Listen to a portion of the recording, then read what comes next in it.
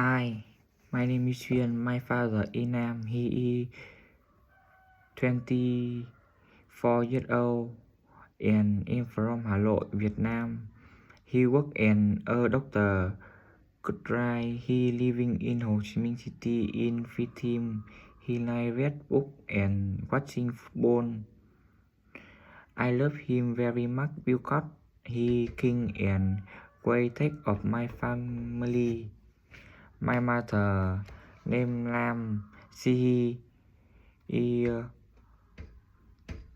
42 years old and from Hà Nội, Vietnam. She works as a teacher. Currently, she living help me with home.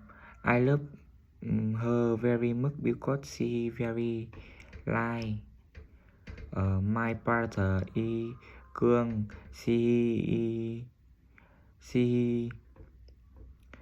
is 14 years old.